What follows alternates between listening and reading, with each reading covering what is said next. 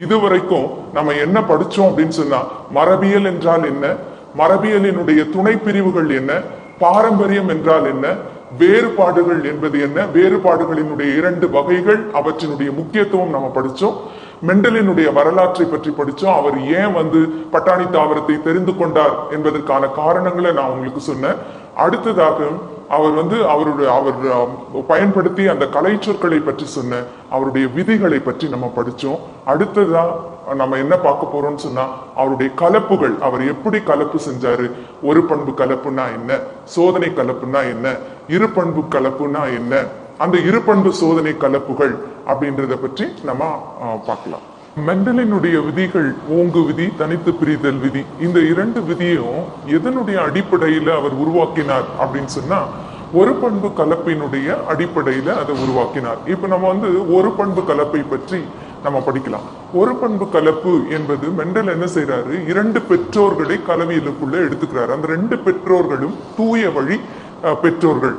இது ஒரே பண்பில் வேறுபட்டுள்ள 2 பெற்றோர்களுக்கு இடையே செய்யப்படும் கலப்பு தான் நம்ம ஒரு பண்பு கலப்பு அப்படின்னு அழைக்கப்படுகின்றது. இப்ப இந்த ஒரு பண்பு கலப்புல மெண்டல் தெரிந்து கொண்ட 2 பண்புகள் என்னன்னு சொன்னா, நெட்டை குட்டை, உயரத்தின் அடிப்படையில பைசம் சட்டைவம் தாவரத்துல உயரத்தின் அடிப்படையில நெட்டை தாவரத்தையும் குட்டை தாவரத்தையும் அவர் என்ன செய்யறாரு, கலவியலுக்குள்ள உட்படுத்துகின்றார். இப்போ இந்த நெட்டை தாவரத்தையும் குட்டை தாவரத்தையும் 2ஐயும் கலவியலுக்குள்ள உட்படுத்தும் பொழுது F1 மகவு சந்ததியில அல்லது முதல் மகவு சந்ததியில உருவான அனைத்து தாவரங்களும் நெட்டை தாவரங்களாகவே இருந்தது. ஆகவே நெட்டை பண்பு ஓங்கு பண்பு என்றும் குட்டை பண்பு ஒடுங்கு பண்பு என்றும் அழைக்கப்பட்டது. அப்போ எப்போதுமே நம்ம எழுதும் போது இந்த நெட்டை பண்புகள் அல்லது ஓங்கு பண்புகளை பெரிய எழுத்துக்களால ஆங்கிலத்துல எழுதும் போது பெரிய எழுத்துக்களாலும், ஒடுங்கு பண்பை ஆங்கிலத்துல சிறிய எழுத்துக்களாலும் எப்பொழுதும் நம்ம எழுதணும். அப்போ இந்த நெட்டையானது 2 காரணிகள், கேபிட்டல் டி எனப்படுகின்ற 2 காரணிகளாலும், ஒடுங்கு பண்பு அதாவது குட்டை பண்பானது ஸ்மால் டி எனப்படுகின்ற காரணிகளாலும் கட்டுப்படுத்தப்படுகின்றது. இப்ப இந்த கேமிட்டுகள், ஒன்று ஆண் தாவரம் மற்றொன்று பெண் தாவரமாக கொண்டால், ஆண் கேமிட்டும் பெண் கேமிட்டும் இணைந்து உருவாகின்ற சந்ததி முதல் மகவு சந்ததி அல்லது F1 சந்ததி அப்படின்னு சொல்றோம். இப்ப இந்த F1 சந்ததியில அனைத்து தாவரங்களுமே, உருவான அனைத்து தாவரங்களும் நெட்டை தாவரங்களாகவே இருந்தது. அப்போ இந்த நெட்டை தாவரம் அப்படின்னு சொல்லி பார்க்கும்போது, இதுல காரணிகளை பகுத்தாயும் போது இது நெட்டை பண்புக்குரிய காரணியும் அதுல இருந்துச்சு, குட்டை பண்புக்குரிய காரணியும் இருந்துச்சு. ஆனா வெளித்தோற்றத்தின் அடிப்படையில அனைத்து தாவரங்களும் நெட்டை தாவரங்களாகவே இருந்தது.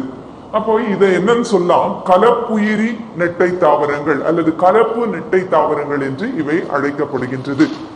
அடுத்ததாக என்ன செய்யறாரு, 2வது மகவு சந்ததியை உருவாக்கும் பொழுது இந்த முதல் மகவு சந்ததியில் உருவான தாவரங்களுக்கு இடையே கலப்பினை மேற்கொள்ளுகின்றார். இந்த கலப்பினை மேற்கொள்ளும் பொழுது 2 விதமான தாவரங்களும் உருவானது, நெட்டை தாவரங்களும் உருவானது, குட்டை தாவரங்களும் உருவானது. அவர் உருவாக்கிய 1064 தாவரங்கள்ல 787 தாவரங்கள் நெட்டை தாவரங்களாகவும் 277 தாவரங்கள் குட்டை தாவரங்களாகவும் தோன்றியது. ஆக இதுல காரணிகளினுடைய அடிப்படையில அல்லது காரணிகள் என்பது ஜீன்கள் என்று அழைக்கப்படுகின்றது. இந்த ஜீன்களினுடைய அடிப்படையில பார்க்கும்போது அது மரபணு வகையம் என்று அழைக்கப்படுகின்றது. அல்லது அதை நம்ம என்னன்னு சொல்லலாம், ஜீன் ஆக்கம் அப்படின்னு சொல்லலாம். வெளித்தோற்றத்தின் அடிப்படை, வெளித்தோற்றத்தினுடைய பண்பு அப்படின்னு பார்க்கும்போது அது புறத்தோற்ற வகையம் அல்லது புறத்தோற்ற விகிதம் என்று இது அழைக்கப்படுகின்றது. இந்த F2 கலப்புயிரி அல்லது F2 முதல் மகவு சந்ததியை அல்லது 2ஆம் மகவு சந்ததியை எதன் மூலமாக நம்ம கண்டறியலாம் அப்படின்னு சொன்னா, ரெஜினால்டு சி புன்னட் என்பவர் ஒரு புன்னட் கட்டத்தை உருவாக்கினார். அந்த கட்டத்தின் அடிப்படையில தான் 2ஆம் மகவு சந்ததி பகுத்தறியப்படுகின்றது. இதுல 2ஆம் மகவு சந்ததியில 2 விதமான கேமிட்டுகள் தோன்றுகின்றது. கேபிட்டல் டி என்பது ஒரு கேமிட், ஸ்மால் டி என்பது ஒரு கேமிட். இந்த தனித்து பிரிதல் விதி இதன் மூலமாக நிரூபிக்கப்படுகிறது. அதாவது காரணிகள் கேமிட்டுகளுக்குள்ளாக பிரிந்து தனித்தனியே செல்லுகின்றது. ஆகவே கேமிட்டுகள் எப்பொழுதும் தூய்மையாகவே இருக்கும். இந்த கேமிட்டுகள் இணைந்து இந்த இரண்டாம் அகவு சந்ததியில புறத்தோற்றத்தின் அடிப்படையில அல்லது புறத்தோற்ற வகையத்தின் அடிப்படையில நம்ம பார்க்கும் பொழுது 3 தாவரங்கள் நெட்டை தாவரங்களாகவும் ஒரு தாவரம் குட்டை தாவரமாகவும் வருது. ஆகவே புறத்தோற்ற வகையம் 3:1 என்ற கணக்குல உருவாகின்றது. மரபணு வகையத்தின் அடிப்படையில பார்த்தோம்னு சொன்னா அதனுடைய விகிதம் 1:2:1 என்ற விகிதத்துல உருவாகிறது. அதாவது 1 தூய்மையான நெட்டை, 2 கலப்புயிரி நெட்டை, 1 தூய்மையான குட்டை என்ற அடிப்படையில இது உருவாகின்றது. இப்ப முதல் மகவு சந்ததியில அனைத்து தாவரங்களும் நெட்டை தாவரங்கள் அப்படின்னு சொல்லிட்டு முதல் மகவு சந்ததியில உருவாச்சு. அப்போ முதல் மகவு சந்ததியில மெண்டல் என்ன செய்யறாரு, அதனுடைய ஜீன்களை அல்லது காரணிகளை பகுத்தறியறதுக்காக பரிமாற்ற கலவியை உருவாக்குறாரு. பரிமாற்ற கலவி அப்படின்றது என்னன்னு சொன்னா, தன்னுடைய முதல் சோதனையில நெட்டை தாவரத்தை ஆண் தாவரமாகவும் குட்டை தாவரத்தை பெண் தாவரமாகவும் எடுத்துக்கொள்ளுகின்றார். அப்போ இவ்வாறு எடுத்துக்கொள்ளும் பொழுது இந்த நெட்டை தாவரத்தினுடைய ஆண் காமிட்டும் குட்டை தாவரத்தினுடைய பெண் காமிட்டும் இணைந்து முதல் மகவு சந்ததி உருவாகின்றது. அதுல அனைத்துமே நெட்டை தாவரங்களாக இருந்தது. தன்னுடைய இரண்டாவது சோதனையில என்ன செய்யறாரு, பெற்றோர்களினுடைய பால் தன்மையை மாற்றி அமைக்கின்றார். அதாவது நெட்டை தாவரத்தை பெண் தாவரமாகவும் குட்டை தாவரத்தை ஆண் தாவரமாகவும் எடுத்துக்கொள்ளும் பொழுது, அப்படியே எடுத்துக்கொண்டாலும் முதல் மகவு சந்ததியில அனைத்தும் நெட்டை தாவரங்களாகவே வந்தது. இதுல இருந்து என்ன தெரியுதுன்னு சொன்னா, பெற்றோர்களினுடைய பால் தன்மைக்கும் பாரம்பரியத்திற்கும் எந்த விதமான தொடர்பும் இல்லை. எந்த பண்பு, அது ஆண் பெற்றோரோ பெண் பெற்றோரோ, எந்த பண்பு ஓங்கு பண்பா இருக்குதோ அந்த பண்பு தான் முதல் மகவு சந்ததியில வெளிப்படுத்தப்படுகின்றது. ஆகவே பண்பு கூறுகள் பால் தன்மையை சார்ந்தது அல்ல என்று இதன் மூலமாக நிரூபித்தார். இதுதான் பரிமாற்ற கலவி என்று அழைக்கப்படுகின்றது. அடுத்ததாக நம்ம என்ன பார்க்க போறோம், மெண்டலினுடைய பகுப்பாய்வு. மெண்டலினுடைய பகுப்பாய்வு அப்படின்னு பார்க்கும்போது, இந்த ஒரு பண்பு கலப்புல முதல் மகவு சந்ததியில அனைத்துமே நெட்டை தாவரங்கள். ஆனா இரண்டாவது மகவு சந்ததியில கால் பங்கு அல்லது கால் பகுதி சேகள் குட்டை பண்புகளை வெளிப்படுத்தியது. ஆகவே இந்த பண்புகள் வெளிப்படுவதற்கு அல்லது இந்த புறத்தோற்ற பண்புகள் தோன்றுவதற்கு என்ன காரணம் அப்படின்னு சொன்னா, மரபணுக்கள் அல்லது காரணிகள் ஒரு சந்ததியிலிருந்து மற்றொரு சந்ததிக்கு கடத்தப்படுவதுதான் இதற்கு காரணம்.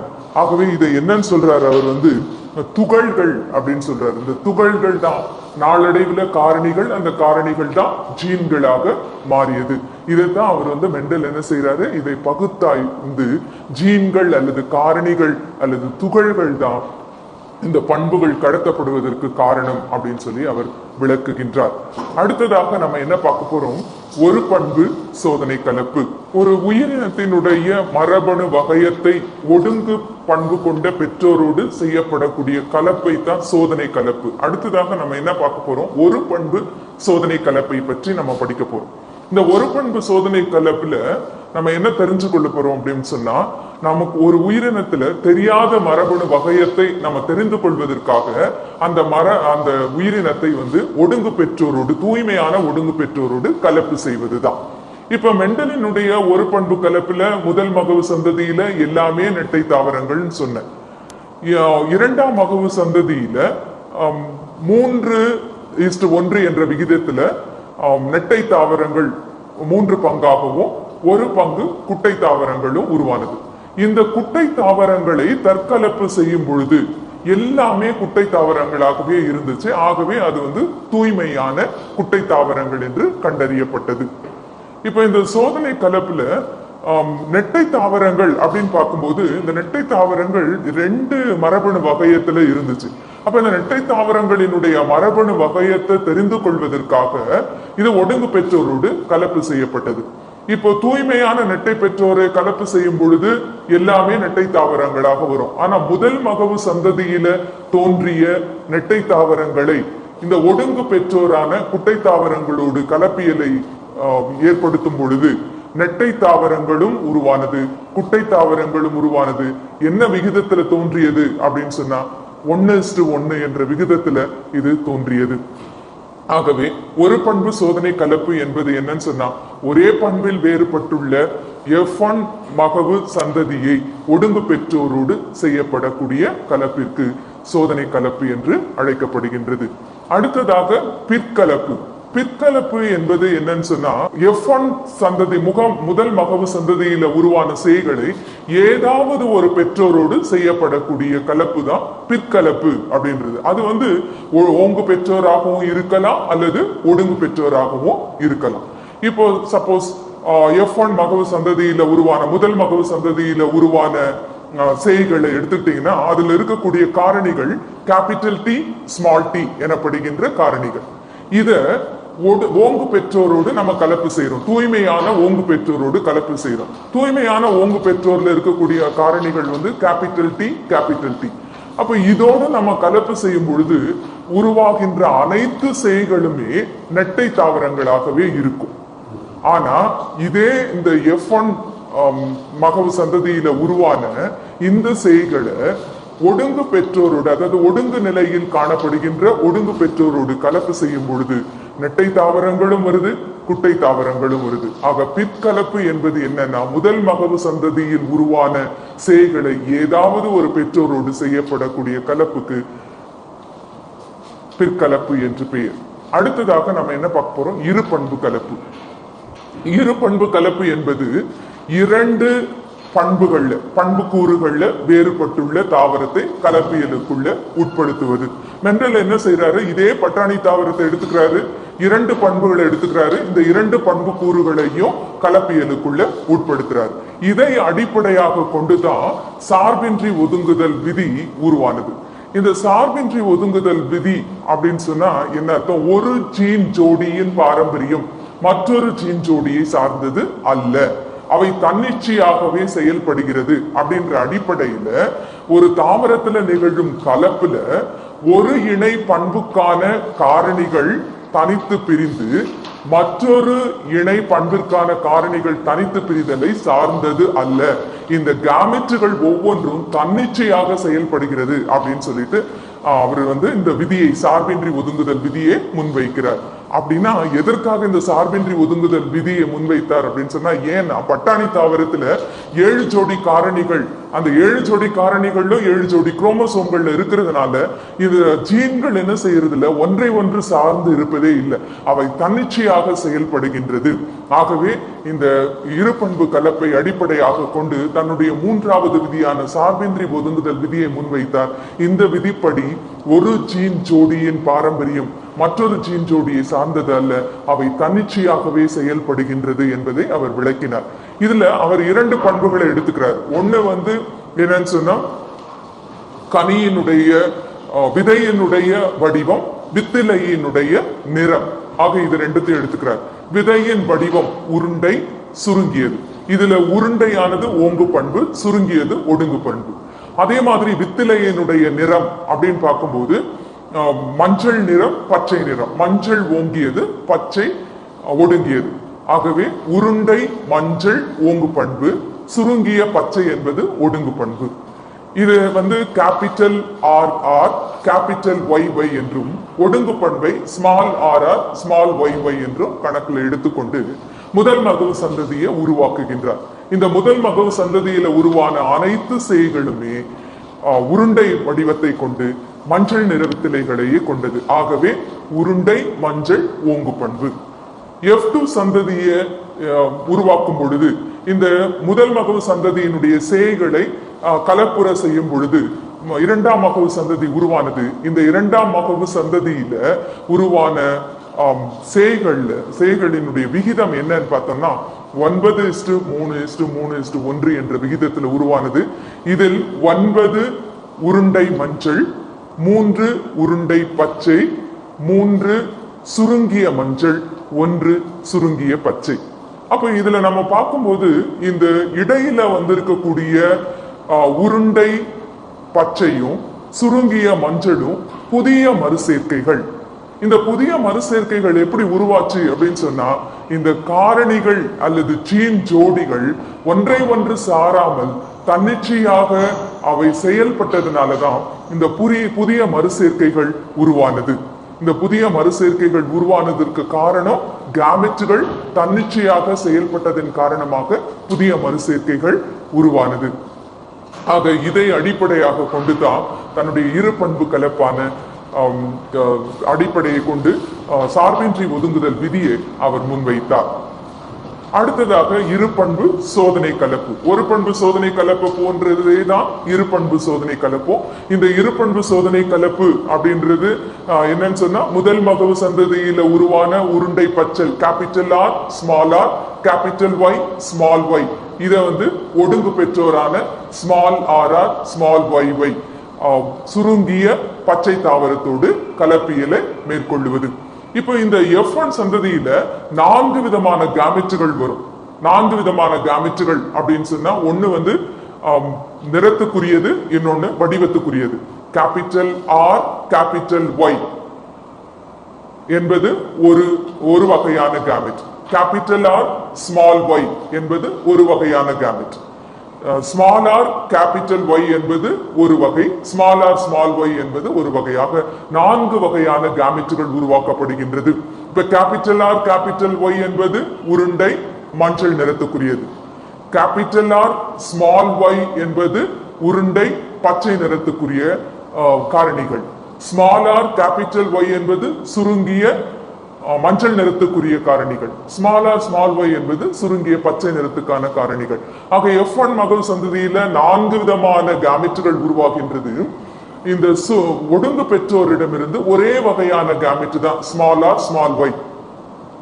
இது இந்த கேமெட்டுகள் ஒன்றோடு ஒன்று இணையும் பொழுது 4 விதமான பண்புகள் தோன்றுகின்றது. உருண்டை மஞ்சள், உருண்டை பச்சை, சுருங்கிய மஞ்சள், சுருங்கிய பச்சை எல்லாமே 4மே ஒரே விகிதத்துல, அதாவது 4:4:4:4 அது 1:1:1:1 என்ற விகிதத்துல இது தோன்றுகின்றது. இதற்கு காரணம் தான் சார்பின்றி ஒதுங்குதல் விதி தான் இதற்கு அடிப்படையாக அமைகின்றது. ஜீன்கள் தன்னிச்சையாக செயல்பட்டதுனால, காரணிகள் தன்னிச்சையாக செயல்பட்டதுனால சோதனை கலப்புல அனைத்து பண்புகளும் சமமான விகிதத்துல தோன்றியது.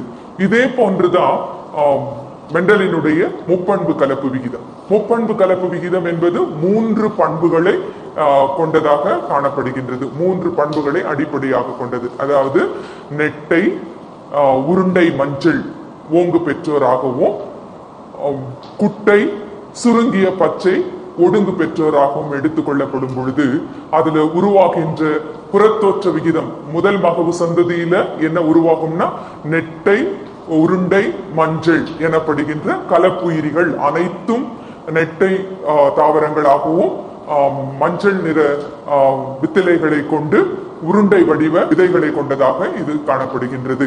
ஆக இதனுடைய புறத்தோற்ற விகிதம் பார்க்கும் பொழுது 27:9:9:9:3:3:3:1 என்ற விகிதத்துல இந்த முப்பண்பு கலப்பு தோன்றுகின்றது.